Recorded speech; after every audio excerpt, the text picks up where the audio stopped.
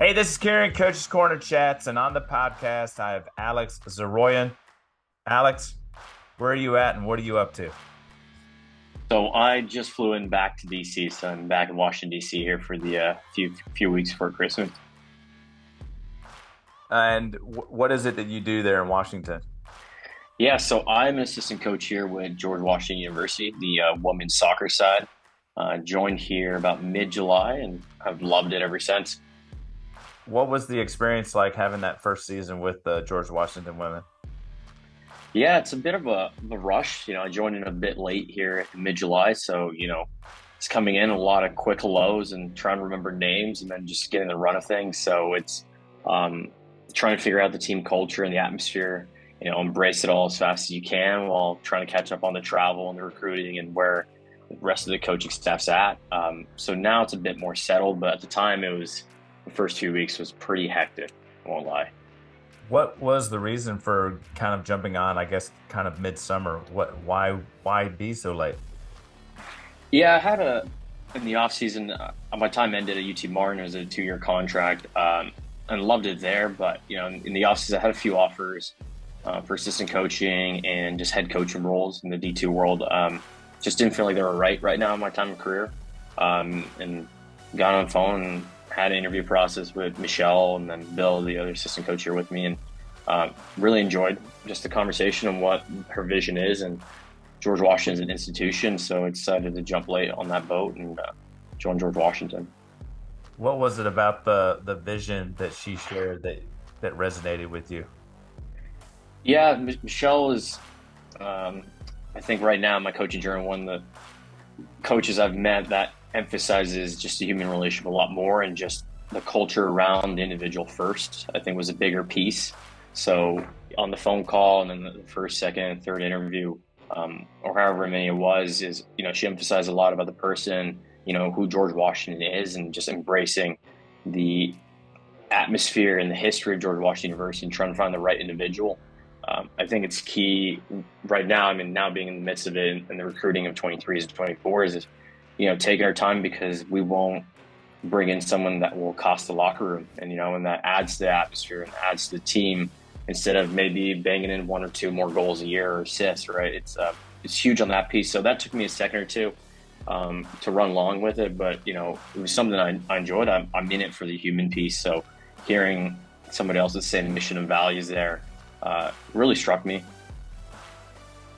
And you mentioned UT Martin, so let's go back, like coaching wise, where did you start out? Like, when did you get the bug that said, you know what, Alex wants to go into coaching soccer? Yeah, that's a long story here. So first, I tried playing high school. I did some club soccer, had a few injuries, just wasn't, I was on the fringe of just being good and not good and not realizing the game. I had a trial in Mexico then with an academy, Tiburones. Went there for about 2 months. In the midst of it, had a knee injury, so came back, was rehabbing that, and decided, all right, let me just focus on just going to college first and starting that up. Once I got into college, I tried getting fit again, started playing, and then an ankle injury, and then the knee injury was an ACL, and it was just more of like I felt like I was rehabbing more than actually playing the game, which was frustrating at the time. I had an uncle growing up. He coached professionally in Mexico in the second division. So when I was younger, I always went to his house and I saw these big, massive trophies and these newspaper clippings, and I was like, "This is awesome!" Right? So initially, what sparked me was the fame and the glory and just these big trophies. Little Alex just fell in love with them. So I first went to school at Cal State East Bay. I got involved in some analysis over there. Joined a company called Match Analysis. They were doing stats analytics for all the MLS teams, Liga MX teams. They did some Pac-12 sides, and then they did the national team, men and women's national teams. So I saw first a different world of just top-down view, just tagging, heat mapping, and it was tons of hours. It was repetitive work, and you know, so I saw the game in a different perspective first. Then I joined a youth club, just volunteering, just getting my feet wet. Transferred all the way to Temple University to pursue sports management. I was doing kinesiology then, and just didn't feel like that was what I wanted to do. So I was at Temple, I was doing sports management. I was getting to the ticketing world, the business world, and I wasn't too much of a fan of the 9 to 5. So I called my uncle and he's like, well, why are you skipping all around? Seems like you love coaching, get into it. So joined a club soccer team over there, met a guy named Dean Costales. He's the head of video analysis at Philadelphia Union. So he talked to me a bit of the soccer world, and told me, hey, just get involved in college soccer. So senior year at Temple University, I shot about 100 emails to schools within a 2-hour driving range. And two schools got back to me. One was a community college in New Jersey, and one was Ursinus College, and invited me on. So joined Ursinus College, had some morning classes, then drove an hour and a half afterwards to go volunteer, and then came back, drove an hour and a half later at night. So that was the start of that. Then after that ended, I had a full-time offer to go to East Texas, coach junior college, and that was a whirlwind. I was only there for about 4 or 5 months.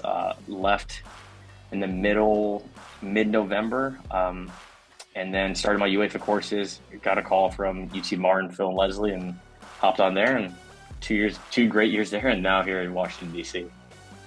So there's a lot to peel in that whole thing. First Yeah, off, huge.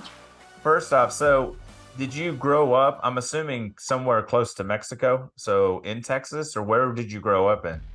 Yeah, so small town, Monrovia in Los Angeles County. So there's good soccer there. I think Ashley Sanchez, who I went to high school with, plays now in the NWSL, played at UCLA. So it's a nice little hidden city.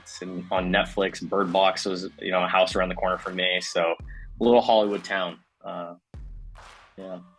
So what was the experience like? What is the culture in Mexico? You talked about being there with your uncle and being around and doing your time even before you got injured down there in that second, tier. What was the difference between like playing US and then looking back at what it was like down in Mexico? Yeah, it was interesting. So I joined in the midst of the trial. So what goes on in those towns and with the academy level, because it was the academy I was doing first. It's a whole trial. Hundreds of kids try out, and then they slowly dwindle it up to about 30, 35 kids they take on the roster. So when I got in there, I was at about, I believe it was 60, and they were starting to do friendly games and exhibitions. So it's a lot faster pace of the game. It's more technical. It seems like, I was just always, my head was always spinning with how fast these players are moving, and just they were dropping their shoulder, and just the pace of the game was a lot faster, a little bit less physical, but that really interested me. Just the speed of the game. And then my uncle at the time being there, he just tried, we watched a lot of games while being there. He took me to a lot of Liga MX games all over the summer. And that helped me open my eyes a bit more to the style of play in Mexico. It's a lot different here in the US, but I think I valued my time there. When I got injured, I was standing next to the technical staff after doing my physical therapy and just kind of seeing how they ran the sessions. They had their sessions drawn out. So I was early on, I felt like I got a little more of an idea of the coaching style. You talked about the big move from California to Temple, and you moved from Texas now all the way up to George Washington. Have you always been one that's just kind of open to, like, if I have to go somewhere, I'll go? Like, I'm open to, I'm not stuck in one place. Like, I'm open to maybe making a big move if I need to. Yeah, no, it's so when I went to school from, started off half of my university career at California State East Bay, or University East Bay up in San Francisco area. And then I jumped to Philly. I was the first ever in my small family to jump from California to another state. I have a small family and they're all in Los Angeles area, and one in San Diego. So making that jump initially mid college was the hardest thing. And then once I got to Temple and, I got my feels around, I was like, okay, I can do this on my own. I think the hardest part initially was when I left Philadelphia. Had a lot of great friends, and I enjoyed my college soccer season, even though Ursinus was a rough one the first year. Moving to East Texas, because that was a small town. It was a junior college. I felt like at the time I was going backwards. But after I made that jump and I got in the mix of things and running things, in the 3 months of season, I keep myself so busy. It's hard to kind of realize I'm not near family or friends or relationships. It's just I just put my head down, just keep working. So then Tennessee, same thing. Tennessee was a bit different with COVID coming in play, but yeah, it's I think after the first jump, it was my mindset turned to, okay, where's the opportunity? All right, let's run with that. And, let's see where I can go forward. What was it like when you send out 100 plus emails and you're slowly not getting a return, is there any part of you that's like, maybe this dream's not going to come true? Yeah, that was hard. That was hard at first, but something that I think my mom and dad always said was it doesn't hurt to get to just try. And so I'm someone even like in the midst of job hunts, like here this past after my contract ended with Tennessee, it was just I'm okay with shooting emails, and I'd rather have them tell me no than me miss an opportunity. Um, it's funny because that's only certain to my soccer coaching career. I'm not usually like that outside of it, but I'm just so passionate about the game and just want to stay involved. So I'll shoot out tons of emails, tons of texts, even recruiting. I'll have them tell me no, hey, I'm looking at a different school, or maybe just not looking for the East Coast. But I'd rather have them tell me no than me miss the opportunity. I think that's the biggest piece I learned in the past like 5 or 6 years in this industry. Is opportunity is rare, and somebody's going to jump on it, and I want to put my name in the hat while I can for that. What were some of the main takeaways you took from that first experience? You're driving, you said an hour plus there and then an hour plus back. I mean, that's a lot of time to think about the game. What were some of the things that you picked up on then that you were like, okay, I'm going to try to incorporate those as I move forward? Yeah, so that was a hard one because it was I was in college still coaching college kids, so it was just an interesting dynamic. Ursinus was an interesting one. It was Keith had just taken over there and he was changing the program. At the end of the season, we were, I think, or no, sorry, at one point in the season, we're sixth worst team in the country. We had the whole season, we only had ties and losses, so we didn't have wins. So I remember at one point I called my uncle and I was like, "How do you love doing this? I haven't won a game yet at all." He's like, and he told me a cliche quote. He's like, "Hey, you have to understand a loss before you enjoy a win." And I'm like, "That's fair." But during that whole process, it was more so trying to get in the dynamic of what the coaching staff, Keith and Mark and Rosen at the time were doing. I think they approached things in a certain way. They weren't pressuring the kids because they knew that maybe their recruits weren't in. They knew they were changing a culture that historically hasn't done well.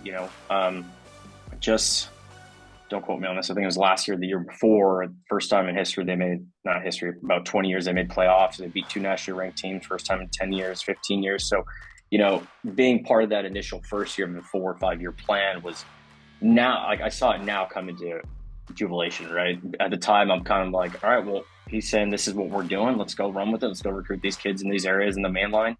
By the time, it was hard because I'm seeing these sessions, I'm seeing him trying to build the shape. We're trying to get a high pressing side in the Centennial Conference, and things weren't going our way. And I was like, what is going on? But now seeing it, I've caught his games a few times year in, year out. I can see the reason why. And, he's a great coach. It was great soccer. Now I can enjoy watching. He stepped down to go pursue another opportunity, but it was interesting seeing the 5 year plan looking back at it. Does that, in your eyes, how about a 5 year plan? How important is patience when it comes to developing a program? Yeah, I think some players. So that was Division III. So there's no athletic aid, so it's a lot harder to, in this sense, if you angled your money right and you can toss some money at a player that's on the portal or a player that's available that can come in for an immediate impact that some other programs don't have money left. That can maybe push quality a little bit faster over the time scale. But the 5 year plan, I think it's a lot. It's harder at the programs that don't have the resources. You got to slowly sort of chipping away at it. It's interesting looking back now because I'm at the start of this program and we've got time to build and we got players coming in and we're talking to the right recruits, but there's time in the process. So it's just interesting being part of it and now having to work for it, right? Because at the time I joined in, I was a volunteer coach. There's 2 or 3 other coaches who had set recruits. I brought in some names, but it's also I was shadowing them rather than me, and now in the driver's seat and helping out and seeing where we're angling this ship. The thing you mentioned as well, you made the move to a junior college, and you said it was kind of a short stint. What was that experience about? You don't have to go into all the details, but why was it just a short stint? Yeah, so I joined in May, and then I was doing my C course at the time, so wasn't able to move down till I think June or July. Yeah, the dynamic was different. It's a smaller school, it's a junior college. the athletic administration staff was a lot smaller, so it was tighter knit. Um, Joined in, I think we started preseason, it was a little more international based, so players flew in August 1st, August 2nd, and we just hit the ground running, and just a little bit politics and administration ended up our head coach being asked to leave 2 weeks into it. So it was me and the other assistant having to run two programs.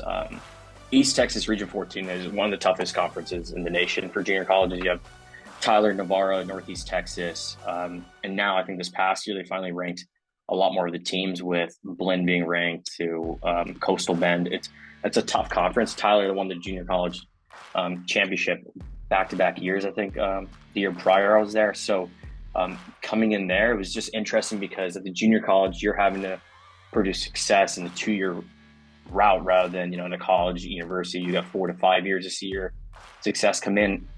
Especially with the turnover, it's hard to embed good culture and leadership when you've got kids coming in and out of the door. It's, finding a captain that's young, who's only a freshman or sophomore, expected to lead, and you hope some kids grasp on to his leadership qualities, or at least have their leadership qualities show, so that the next year when they're sophomores, they can run with it, right?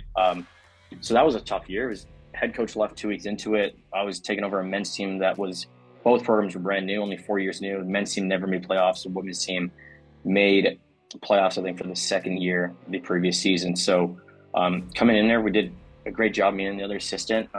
We beat Tyler at the time, who was ranked number 4 in the country. We made playoffs for the first time in team's history. We went past the first round of playoffs in the semifinals to play Tyler Junior College. So it was a lot of firsts. And on the women's side, we made the playoffs again. We made the semifinals.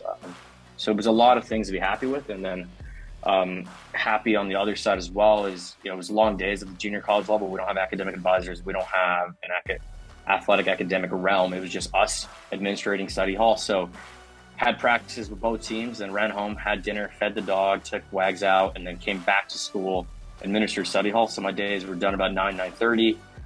So at the end of it, I was a bit happy to see, even though it was tons of hours, men's and women's soccer had the most kids on the deans and presidents list when some other sports weren't even in season. So really happy to see that. Then near Thanksgiving, me and the other assistant coach were asked to leave. So yeah, that was a short 4 or 5 month stint. What an amazing kind of, like, you're just thrust into it. It's like just learning how to swim. You're just like literally tossed into the water, and so cool to get the success. The other thing I was wondering, so you finish up at Temple and you graduate. How did you end up getting down to that JUCO? Did you again go back to the, hey, I'm going to send stuff out, or was there someone to say, hey, come on down and coach with me? Yeah, no, I've just shot applications everywhere. I think, in this coaching career I've had so far, it hasn't been like maybe some individuals who've known people and, they can join on the coaching staffs because they've coached with them prior. It's everywhere I've been so far. It's just the standard, email or application process, which, I'm blessed that, that worked, and I shot a bunch of emails and I got 1 or 2 back and I ran with them. But, the junior college one was, I think I got 2 emails back, and then I got 1 email back, I think the day I was moving into my apartment in Texas. So I couldn't do that one. And the other one was nearby. It was just, I think, again, it was a program in Delaware, but I think they got back to me when I was already moving down to Texas. So only had about 2, 3 real opportunities, because at that point I coached club, I did video analysis, but only 1 year of college coaching. And let alone, if individuals don't know how tough this Centennial Conference is on the men's side, and they just see, the results, they didn't see I did a great job. So it was a bit harder getting that off the track of things. So is that the same thought process of, all right, we've been asked to step down from the JUCO. Now here I am, Alex, and what do I need to find my next stomping ground? And is that what you go through the same process again? Yeah, that was hard, because the JUCO one took a lot out of me. It's, I don't think I've worked so hard in my life for that one. It was, 8 to 9:30 p.m. a day, and then, quick, coming home, taking the dog out, and doing it again the next day. Moved out of there, and I had an opportunity through United Soccer to just go pursue my Scottish FAC license, and went to Europe and did that, and absolutely loved it. So I've always been involved in like the U.S. soccer coaching side, working my licenses, or I just love learning the game. It's one reason or not. I don't think a license makes a coach, but I just like to be around the educational atmosphere, of just the other coaches just willing to open up and express themselves and learn, as well as listen to the instructors. A lot of the instructors have had a lot of past experiences at different type of levels. So for me, I like to listen to a bunch of coaches. Hence why I listen to your podcast often. I love to listen to everybody's journey. It's just it's interesting. I think one time I told my mom, and she's like, "Why are you having so hard?" Because my parents didn't know anything about college athletics. I was like, college athletics, and I told them there's no there's no Wikipedia on how to be a college coach. It's kind of like you're making your own path, especially because I didn't play college athletics. But yeah, no, so all of them have been off email and just trial of just applying and hoping I get a call back. I've done funky things with my application, my resume. I've made a really cool portfolio. I had to learn how to do Photoshop to make a really nice looking portfolio. But those sparked the eyes of people this past summer, and I got a lot more interviews. But it still was just determining on where I wanted to end up. So you end up at UT Martin. What's that experience like? Yeah, that was interesting because I've lived in Los Angeles, moved to San Francisco, moved to Philadelphia, big cities, East Texas, 30 or 40,000 person town. And then Tennessee Martin was about 10,000 people. So I didn't know you could get any smaller, if I'll be honest with you. But it was great. I think then again, we had COVID. COVID hit that prior, I guess, season. So we were in the September of COVID, August, September. We're kind of waiting to see if the season was starting. I think the threshold was that they were going to hold national championship was a certain amount of percentage of teams that had to stay in competition. So it was, we were training, and then we are kind of keeping an eye on how many conferences made the decision of stepping out of it. So things got pushed in the spring. Once they decided that, I think only the four conferences, Sun Belt, ACC, and more Power Five conferences were able to play that fall. But that was a bit difficult.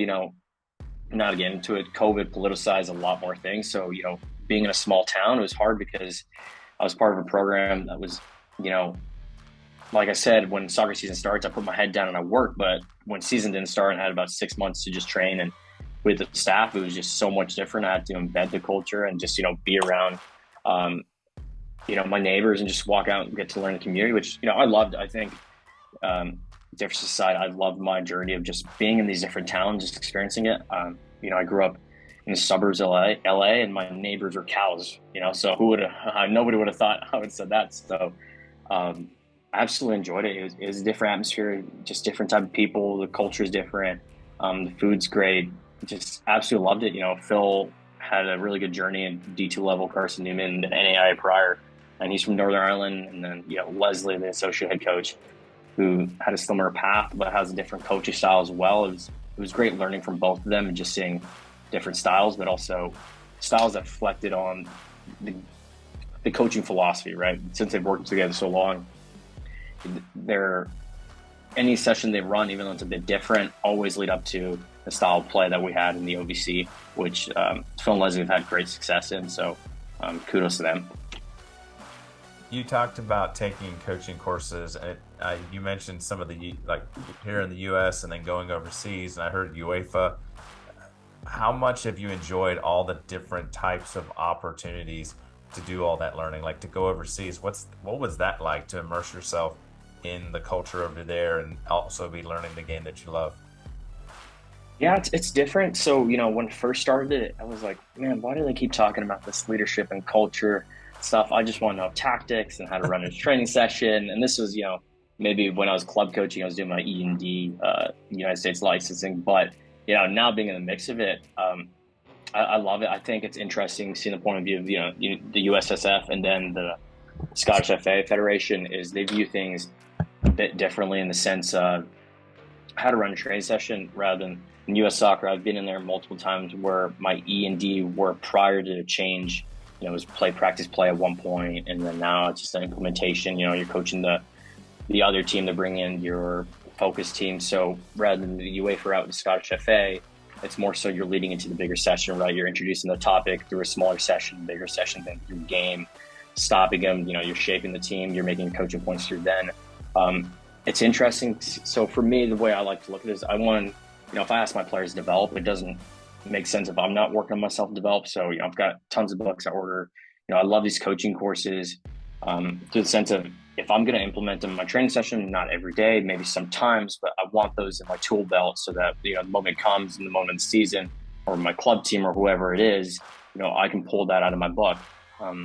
So it's been great. I think the Scottish FA was really opening. It sucked because when I got into the UEFA B, it was during COVID. So we turned everything online, a lot of Zoom calls at odd hours a day. I was on the West Coast doing Zoom. So it's 3, 4 in the morning hopping on, but I absolutely enjoyed it. They had a lot of guest speakers who knew specific topics. We had somebody come in and talk about just periodization. We had I think at the time she was the head coach for the women's national team for the Scottish FA, I think, or maybe Arsenal at that point. We had the Hibs head coach. So just a lot of different opportunities talking to all these coaches and just hearing their perspective of the game. And, when you think about it, I have a buddy who coaches high school. It's like, I'd love to see your sessions. And it's like, actually, like, they're not that far off. You'd be surprised. It just depends on, the style of the coach at the different level. It's not like, your elementary school classes to college course classes. While they're different, it's the individuals and the way the coaching staff implements those training sessions at the time of year. So really enjoyed just seeing the different styles. Have you always been kind of a learner? I don't know how to word it perfectly, like a sponge? One of those, not at all, or is this something? Maybe were you at, let's say in the class, you're using that example, were you one of those that was all in the books, or is this something that you just found something that you love and that's why you're so passionate about it? Yeah, it's the love part. I'll be honest. The amount of times that my dad fell asleep on the table with me trying to teach me math when I was younger was, my mom had to come back and wake us up. No, I didn't have great grades, growing up. I just, for some reason, it just didn't spark me, or I just didn't enjoy it. But soccer just fascinates me. I think there's so much to it, and the history behind it as well, between the different types of eras and the coaching in those eras. The game's always changing, and it's not simple. There's no, hey, I learned this book, I'm now going to go get a 21 season because I know how to coach this certain style. And the game's always evolving, especially the players as well. So that's what also fascinates me. I think, when I was doing 9 to 5 in Philadelphia, I had an internship with the sports team down there, down in Philadelphia. It was, hey, once you know the sales pitch, lingo, and you kind of get a little charm to it, and you're selling season tickets, you'll kind of get the run of it. And I was like, all right, well, is that it? Like, I want something that sparked me every day, that challenges me. And I think, dealing with different types of students and different types of atmospheres, right? Training sessions are always going to challenge you. In-game situations are always going to challenge you. So being in that, where you always have to be on your toes and just have a spark of creativity in the moment, I think is what really gets me going. So it's more so the love of the game. Yeah. If I showed you my transcripts, Kieran, I think it'd be a different topic here.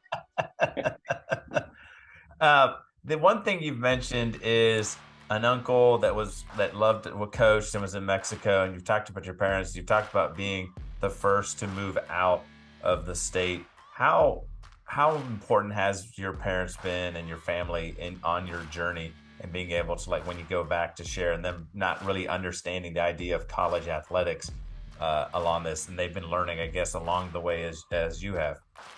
Yeah, so they've been massive. So I'm first generation. My dad migrated from Baghdad, Iraq, over to the United States at a young age. I think he was 14. And then my mom was born in Mexico. She was here on a teaching conference, I think maybe mid-20s. She had her master's, and she was here on a conference in Pasadena. I think they were going to send a cohort of teachers from North America to go teach in Japan for a semester or something. And then my parents met. So they didn't grow up in the college athletic world. Now I'm recruiting kids who, mom and dad's played college soccer, were in the college athletics. For me, it wasn't that sake.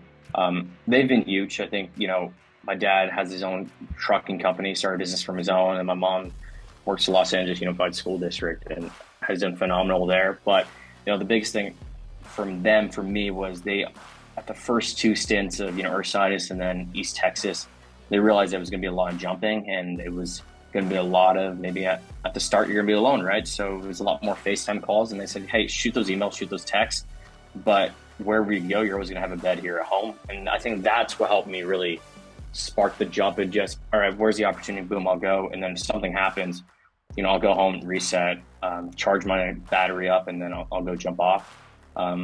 Had a stint with the USL Denver. It was a USL2 team in Denver, and enjoyed it. But for me, that was out of pocket, out of my savings, because it was USL2, it was volunteer, didn't pay, but it was getting the experience out there. My parents were like, yep, go for it. If something happens, you can go back to Tennessee, or you can come back here. But they've been extremely supportive in that sense. They understand now a bit more the coaching world is a bit more volatile, but also you need to jump in it. You need to step in the ring if you want the experience and you want the opportunity.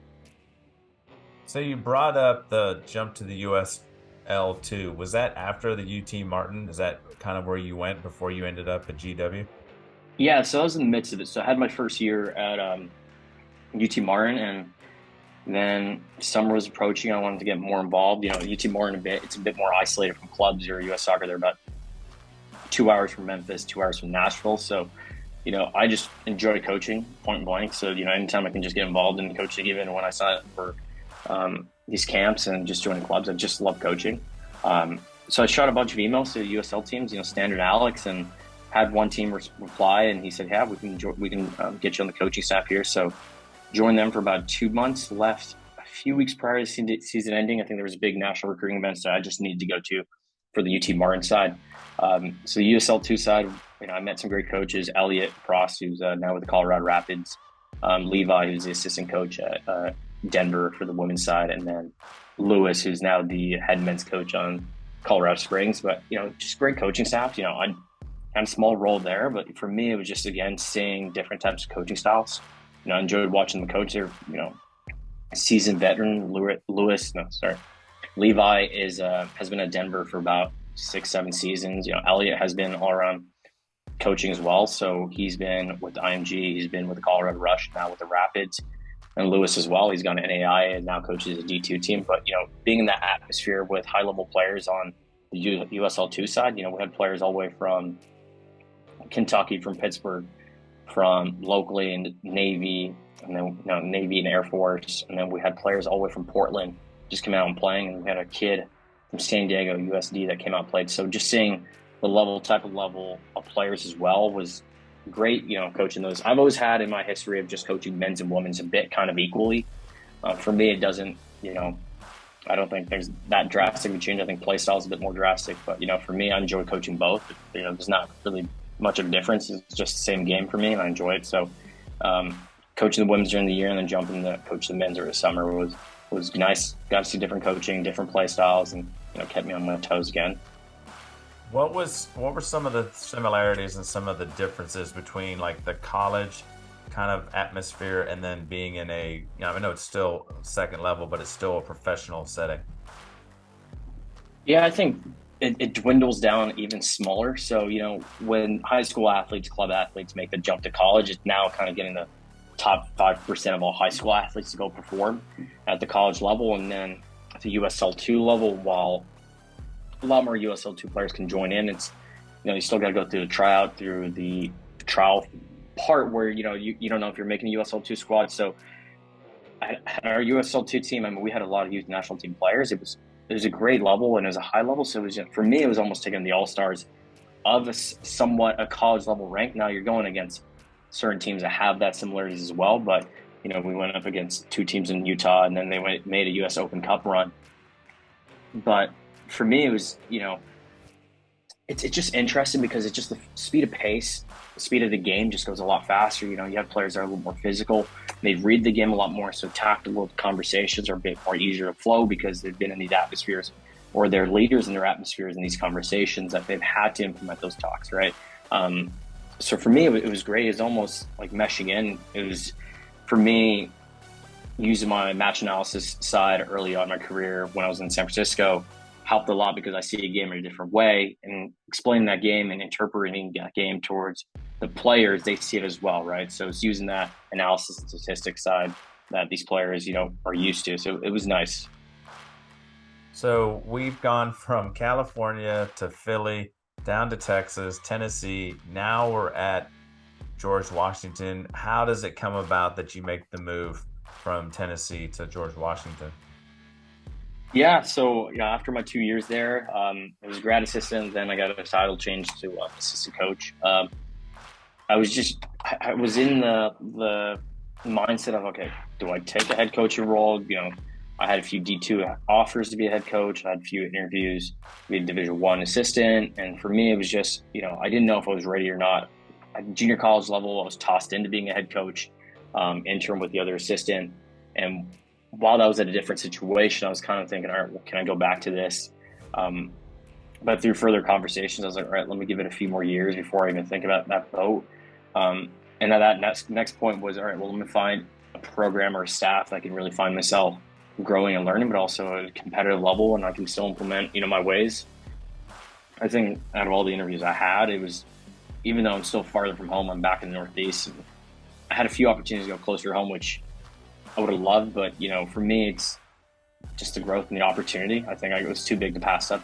Michelle's done tremendous. She's got a good history and background of where she's been, but also just her emotional IQ, I think, is a lot higher than anybody I've coached with at the moment. So it's just taking that from her game and it's implementing that, right? There's maybe been moments where I just don't see eye to eye, but for me, I love that because I don't want to see eye to eye with my head coach or the assistant. I want moments where that's like, all right, yeah, I don't know where she's come from, but we've all got the same mission of winning the game or this towards the season. So it's opening my eyes and say, all right, that's why she did it, or maybe that's why we're going this route. And I wanted to be in the staff with that, as well as in conversation with Michelle. It was, she was open to a lot of new things, and with my diversity of experiences, I bring that. But and then we got Bill, the assistant coach, who's very leadership based. He's huge in just conversations, opening up more answers than not. So, being in an atmosphere where we're asking a lot of questions from each other, and I don't know the answers, they don't know the answers, but you're having those conversations, not for the answers then, but the answers down the line, really was somewhere that I wanted to be in. And to be fair, I've enjoyed it. I've loved it. Now I get challenged every day, every week. It's, we're having tough phone calls. We're asking each other questions during recruiting. It's, will these players fit? When we bring them on visits, it's not evaluating the players per se. We're evaluating their behavior, how they talk to their parents. We're evaluating how they talk to community members. If we walk by our AD, how does she react to, our athletic director? She say hi. So it's things that I've not pictured before at different, positions I've been in, but I've loved it, absolutely. I think Michelle and Bill are great individuals, and Michelle has a certain goal for this program that I envisioned and I want to be a part of. It sounds like as you have progressed, you've started to figure out what you want to get from the experience more than just diving in. Like early on, it was like, well, these are my two options. I'll go do one of them. We'll see what comes of it. And to hear you kind of talk about, this was the one interview I had where it resonated with me. I love being challenged. I wanted to be a part of this. I think that's kind of almost like a maturation type of thing for you. Yeah, no, 100%. I'm fortunate to say I can have that now. Like, I had a bit more of an option this past summer, but for me, I think I'm only 26, so in this time range of however I am here, I think it's really important for me to focus on that maturity and that growth. Tactical side, I think I understand really well. I put myself in a lot of different positions. I've worked in the tactical sense to start my career. So now is more so of who do I want to be under to kind of finish and get the icing on the top, or maybe after the 4 or 5 years here, it's still being an assistant coach and not necessarily a head coach jump. But for me, at the end of the day, I don't want to be among the coaching staff or a situation where I'm not learning or they're not helping me grow. I want somewhere that, they challenge me, even though, you might have a little struggles, it might be a little awkward at times with some conversations and tension, but those are situations I thrive in and I appreciate. I joined the coaching ranks in the college soccer world, just not because it was easy, because it would help me grow. And when a coach grows, the players grow and the game grows. So I think that's massive. What's the dynamic of George Washington? What's the draw to there? I know it's got high academics, and I know that area. How do you sell George Washington soccer to recruits? Yeah, it's academics is the big piece. It's almost going back to my Division III days at Ursinus. They were heavily academic driven. I think thankfully the brand George Washington sells itself. I like to say to people, we're an Ivy League that's not an Ivy League. It's where we talk to some recruits that could be program changers, but you look at the GPA or SAT, ACT scores and just don't know if they can make it or not. Thankfully, though, at George Washington, the brand of soccer it's great. Michelle plays a similar brand to what I enjoy with, and just holding the ball and just possessing a bit more and building through third, but also understanding that in some games, we're not going to have that option. We may need to be a bit more direct, or we may just need to find our front line faster. So recruiting at George Washington has been a bit different. It's we're attracting different type of recruits than I've probably had my different types of stints, right? At the junior college world, I'm getting a little more international based students. I'm getting students that academically or disciplinary wise, or maybe even financially, they have hardship in. So, at Tennessee Martin, we're just getting kids that fit the style of play. They're willing to come out and in a small town and play a good brand of soccer. Now here it's, yep, we're in a big city. Yeah, we're in a great conference in the A10, but can they fit life after soccer, right? Are they going to struggle with the academic side? Are they going to be able to meet academic advising, study hall hours, strength conditioning hours? So that was the biggest piece, is just finding the right athlete and the right individual. I say this a lot. I think there's tons of great soccer players around the world. There's only a certain puzzle piece that fits in the locker room. So it's finding that at George Washington. It just takes a little bit more time than I think other places I've been in. But at the end of the day, I think it's rewarding for not only us, but for the player, because the degree you're getting out of it, it puts you in another resume pile, once a student comes out of 4 years. And a lot of the times there's internships with the federal government and they get offered full-time opportunities after the internships, so there's a lot of things about the George Washington brand that I think is great, when selling to the players. It just, do they have the rest of it, right? We know they can play. Do they have the other 80, 90% of it? So here you are. You talked about having opportunities to maybe be a head coach at, some other opportunities and what have you. Where does Alex see himself? Is there a kind of a top level that you're looking for? Are you thinking, hey, I'd love to be a head coach at the Division I level, or you've had experiences going overseas. You've been in Mexico before. Is there any parts of you that wants to maybe go the professional route, or are you kind of now like, let me just kind of set my roots, rock and roll with George Washington, and then just kind of see what happens? Yeah, I think it's the roots part. But the biggest thing for me, and in the way I view my career, is I don't want to set my goals too low. So I've always told people I want to be a professional coach. Will I get there? Don't know 100%, but that keeps me striving every day, and that keeps me working hard every day. I think that's the biggest piece. Is 8 years ago, I was dealing with injuries. I wasn't even looking at college soccer, and I'm a Division I soccer coach. I coach the USL2 level. I've coached some national team players. So for me, it's just putting it as high as I can go.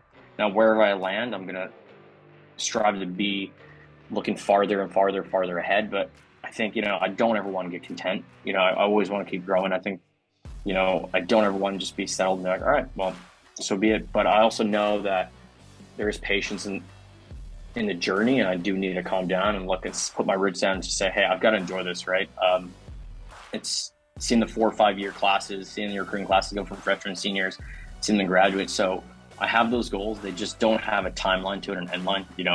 For me, it doesn't matter when and where. I think my mom's motto is always stuck with me, is you've always got a bed at home. So I don't mind the 4, 5, 6, 7, 8 years, however long it takes to be at one place. For me, it's just finding the right place that's going to compete, that's going to help me grow at the end of the day. And then, if I feel like I'm done growing, then maybe that's when I'll look elsewhere. But for now, it's, I think, putting the roots down here in George Washington. Alex, that's a perfect way to end this chat. This is Karen with Coach's Corner Chats with Alex Zaroyan, and I'm out. Peace.